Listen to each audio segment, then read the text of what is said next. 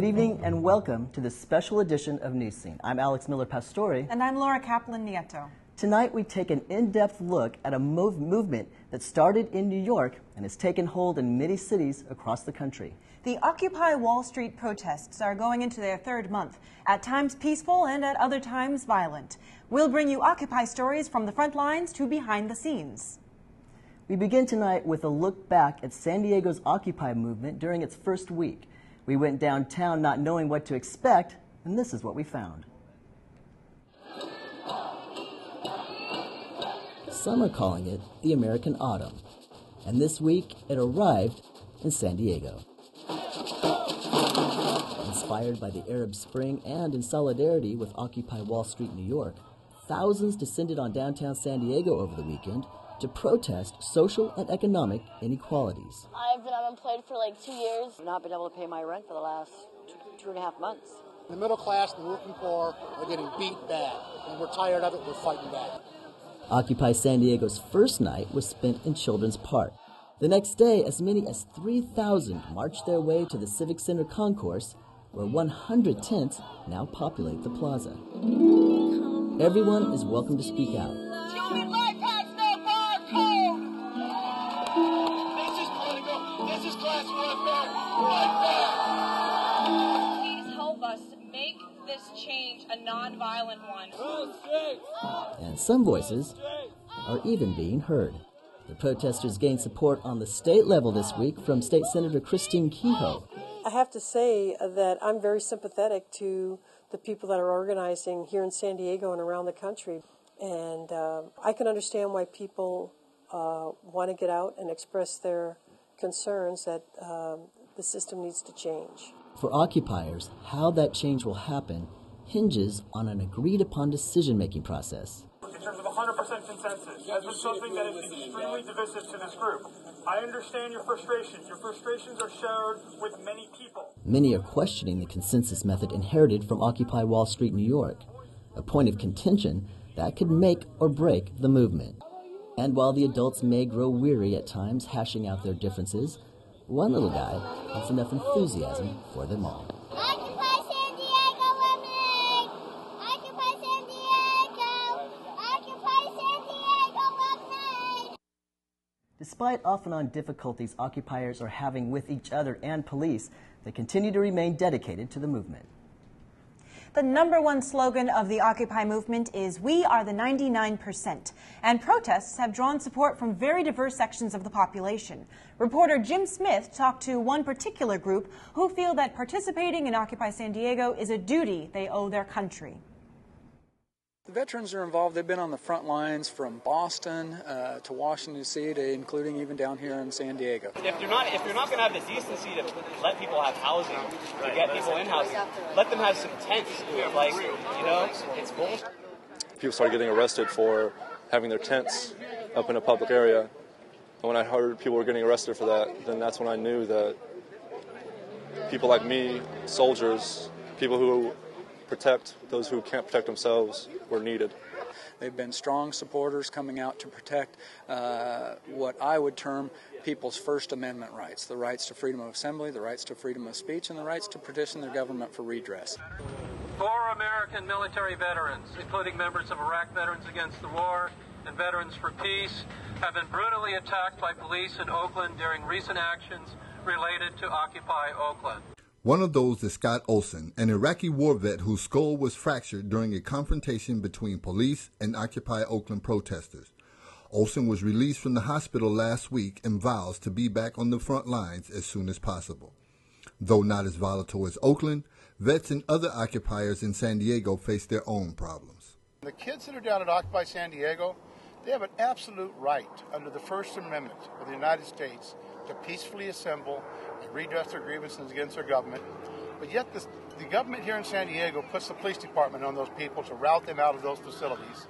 Our city leaders and our politicians and our chief of police can either make the exercise of our freedom, First Amendment rights, freedom of speech, easy, or they can provide obstacles. And so far, what I have seen is a large number of obstacles. I think if you ask a lot of people down here, they will tell you that they are sticking up for the guys in uniform. Not only the guys in military uniforms, but these police officers. These police officers are not our enemies. They are the 99% too. They can't pay their bills too. They're worried about their children's education. They're worried about their parents' health care. They're worried about their health care when they get older.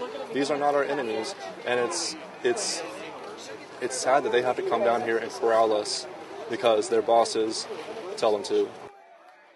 So for now, the veterans and non-veteran occupiers will continue their duty to educate and support the people of Occupy San Diego.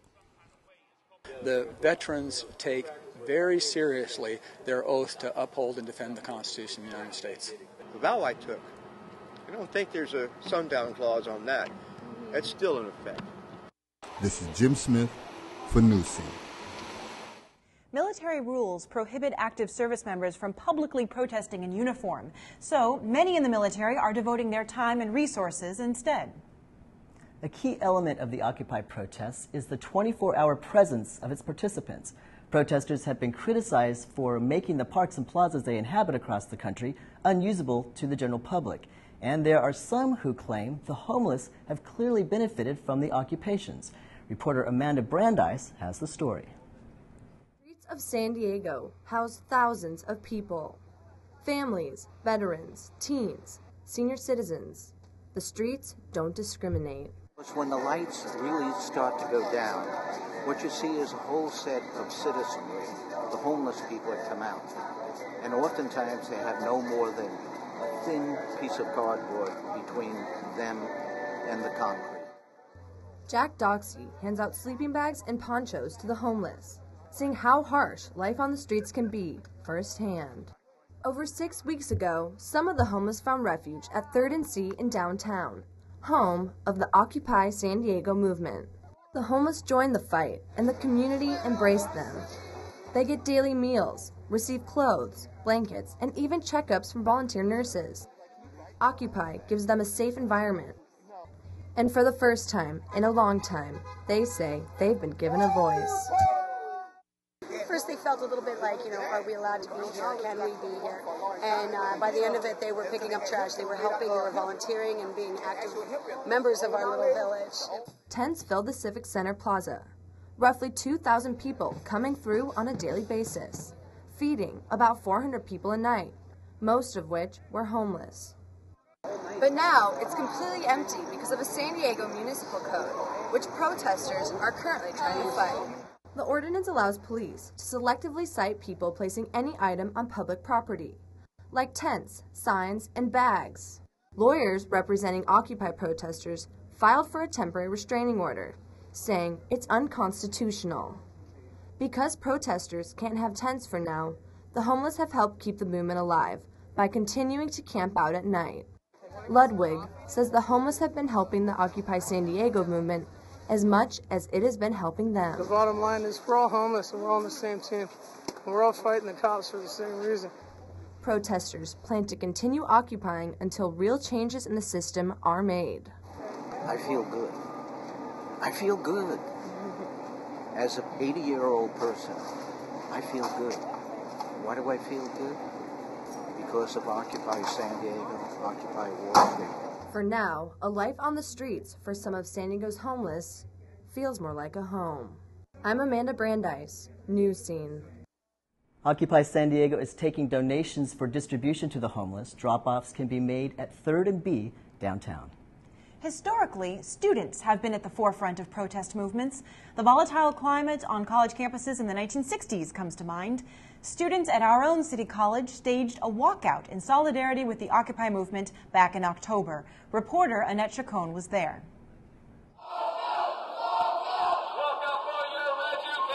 San Diego City College students walked out of class Thursday in solidarity with Occupy San Diego. We're going to walk through the school, hitting different buildings, chanting, trying to draw out as many students as we can. Students rallied, made signs, and invited others to participate. So why participate? So we can get more people to join so that we can fight back against the government, against the greed, against the politicians that are trying to do budget cuts, that are limiting our money, our income for education. Students took their walkout down B Street all the way to the Civic Center. But before heading back to campus, the marchers stopped by a nearby Bank of America, temporarily shutting it down with a sit-in.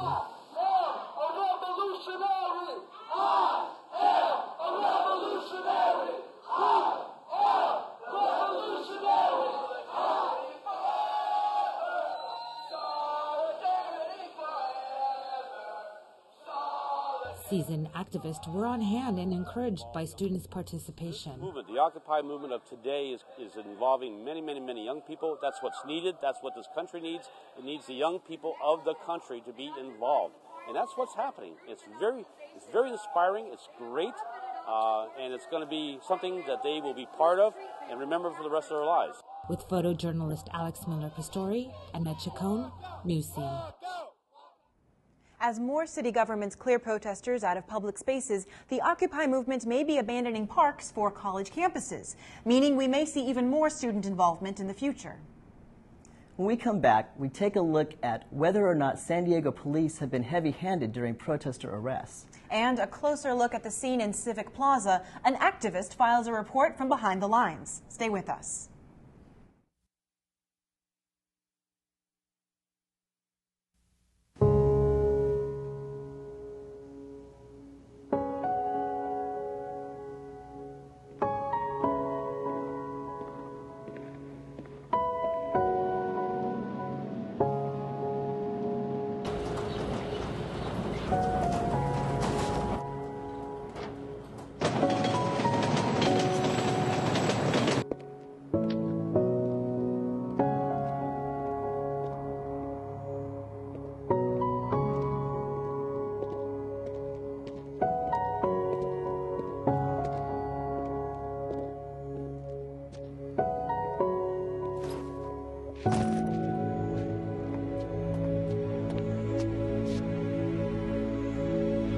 Welcome home, man.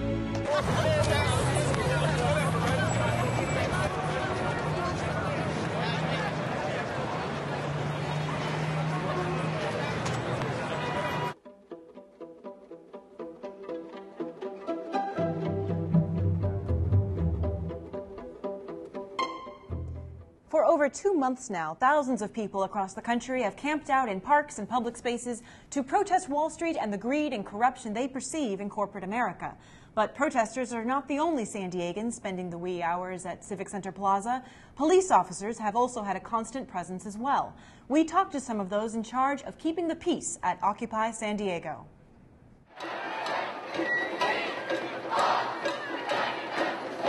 We completely support their ability to protest. 100% unequivocally, completely support their ability to peacefully protest. The problem lies when they believe, and people believe, that you can protest and commit a crime at the same time, and you can't. Protesters take issue with the perceived lack of support from the City Council. As City Council President, Tony Young has opted not to use his authority to bring the occupiers' message to a public forum. Instead, he's left the decision up to other City Council members who do not appear to be broaching the subject anytime soon. They're usually really focused on our city mission, which is public safety, neighborhood services, environmental services, issues that are in our charter. Young maintains the discussion Occupy San Diego wishes to have in council chambers is outside the city's realm of responsibility. However, he's extended education efforts to help protesters express their message effectively. What we've done is we have actually had the city clerk who actually puts the docket together to actually go out and do a teach-in to Occupy San Diego. Such efforts may not have the same effect now as they would have had 6 weeks ago because the face of the protest has changed. What's happened over time, the demographics of the protesters changed from a jubilant, very peaceful, excited crowd to come down and get a message out to a crowd now, for whatever reason, it appears, that have changed their focus. And it's not about Occupy Wall Street. It's about focused on local government and police actions. This change is most apparent in the increasingly strained communication between the protesters and civic leaders, despite their common ground. I hear it when I go down there that, you know, the protesters will point at me and say, you're part of the 99%, and I think they're probably right. However, we need good professional police officers who take a neutral position on these issues. and go out there with everyone's right in mind. Elected officials and the San Diego PD maintain that the safety of the protesters is always a top priority. A student activist at City College contributed an up-close look at some of the earliest arrests made at the Occupy San Diego encampment. Kevin McCoy is also a veteran who has been involved since the beginning.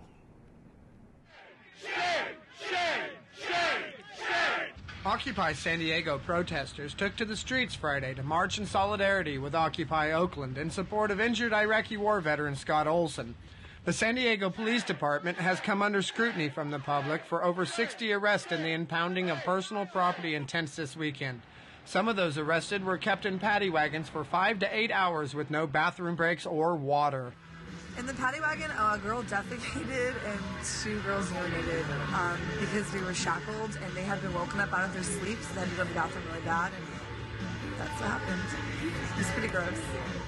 Occupy veterans secured and sectioned off a makeshift crime scene to document police violence. This action was taken by the veterans after police dumped ammonia on what appeared to be blood spatter from the arrested protesters.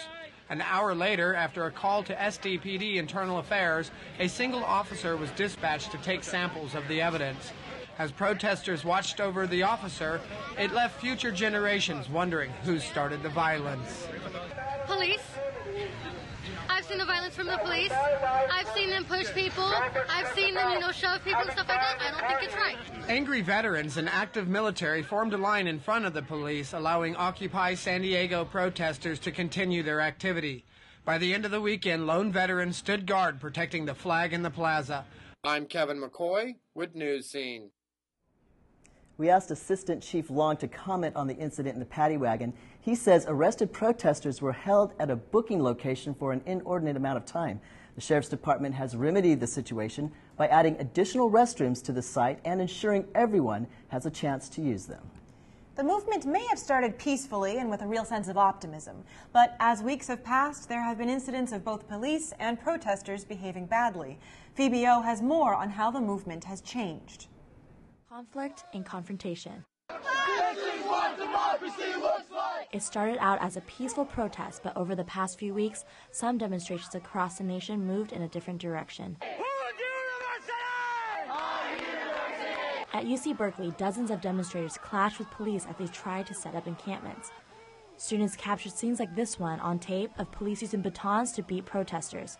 Students were angry about tuition hikes at UC schools and cuts to higher education. Hey, what's the show called for? Meanwhile, last weekend in San Diego, a video was taken of police choking a man and arresting him. According to witnesses, the man was sleeping on the ground and posed no threat to the armed officers. Although protesters argue there's no harm in camping out, authorities say it's against the law. There is absolutely no constitutional right to camp out and sleep and have a big camp out protest, be it in San Diego, be it in Zuccotti Park in New York. Showdowns between police and protesters in Oakland has many concerned about the direction the Occupy movement is heading.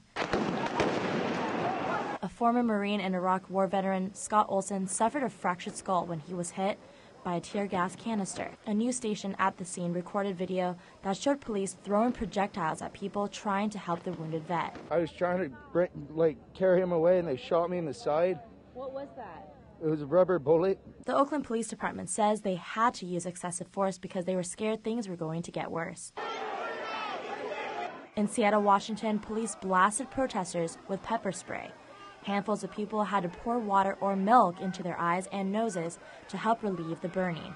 This reportedly includes an 84-year-old woman and a 19-year-old pregnant woman. And recently, in other cities, nearly half-dozen sexual assaults have been reported at Occupy camps. Authorities say a 23-year-old woman in Philadelphia reported to police she was raped in a tent. Meantime, 3 other women at the New York City protest say they were also assaulted, prompting protesters to set up a women's-only tent to make it safer for women. Occupy supporters say there needs to be zero-tolerance policies for violence and vandalism. Otherwise, the movement risks losing both momentum and credibility. With Kevin Dilliard, I'm Phoebe O, Newscene. Authorities have warned protesters that it is illegal to camp out in public areas. So one group of demonstrators hit the road with a new idea: occupy the highway to get around restrictions against camping. After the break, what are San Diegans saying about the Occupy movement? And just how much are the protests costing the city? We'll let you know when we come back.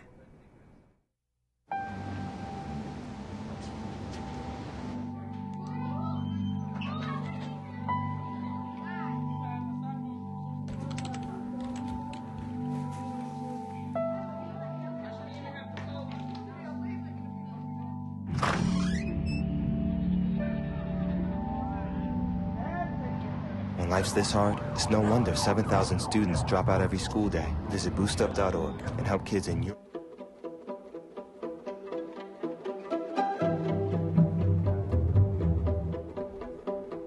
The Occupy protests have swept across the nation and beyond, but are they making a difference? Ashley Sanchez talks to local folks about what they think of Occupy San Diego.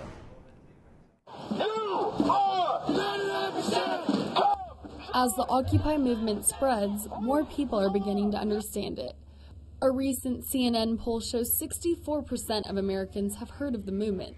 That's up 51% from the last poll. Now that more people are familiar with the demonstrations, I asked students if they think they are an effective way to get a message across.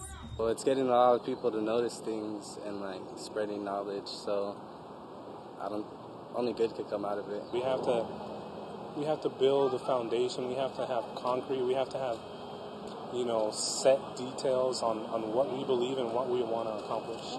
Other people believe in the public's freedom of speech, but don't feel the protesters are handling those rights well. It's not obeying the city ordinances. And by camping out here all night, I think it creates a crowd that is not really respectful of the law. As the intensity of the international movement has been shown by the media worldwide, some people believe that the protests in our city aren't as effective. Personally, I haven't heard anything that's being done or that has been accomplished. Tells you that it's not doing anything. Protesters here in San Diego say they're doing everything they can to fight for economic and social equality. It's about getting the message out. We already know their foot is too small. All we have to do is let the rest of the 99% know about it, and we'll just come out from under that foot. Overall, the polls show when people realize what being 99% means and discovering what the movement is all about, the more they are supporting it. With photojournalist Adon Perez, I'm Ashley Sanchez, Newscene. More and more people may be in support of the movement's ideals, but who is supporting the movement financially? City Council member Carl DeMaio says too much of the financial burden of the protests has fallen on the city. Reporter Laura Riccio has more on that part of the story. Protesters are spending their fourth straight week in downtown San Diego in an effort to change what they see as a nation ruled by corporate greed. San Diego police are assigned to make sure the Occupy protest is safe and clean. Many local leaders, like Carl DeMaio, feel that this movement is costing the local taxpayers too much money. We do not need a circus-like atmosphere in San Diego. We have a budget crisis, and a lot of our police officers are now diverted from their day-to-day duties down here to City Hall to, in essence, babysit a protest. Each day, the police department pays more than $10,000 to have officers watch the protest. DeMaio states that the protesters should take responsibility to how much money is being spent on the movement. But I'm hoping that the Occupy protesters will take stock and will pay attention that they cannot conduct a protest at the expense of others. They have to respect other people's rights as well. On the other hand, occupiers believe the money being spent is nothing compared to what has been given to bail out big corporations. We spent $850 billion to the banks of taxpayers' money. We spent another $850 to the automobile industries and other major corporations in this America. That's $1.5 or $1.6 trillion. I mean, what about that taxpayers' money? According to verumserum.com, as of November 9th, the San Diego protest has cost the city $49,000. And with no end in sight, that dollar figure is certain to rise. With photojournalist Adon Perez, I'm Laura Riccio, Newscene. One additional cost to the city, it is reimbursing rent to a small business owner who shut down her coffee cart in Civic Center Plaza. She claims the protesters ruined her business. The spirit of Occupy Wall Street has gone global. James Smith gives us an update on where else in the world you can find 99%ers. Shortly after Occupy Wall Street erupted, Occupy movements began to sprout up across the globe. There were Occupy protests in London and in Amsterdam, in Hong Kong and in South Korea, in Madrid, and even down under in Australia, there's been massive demonstrations.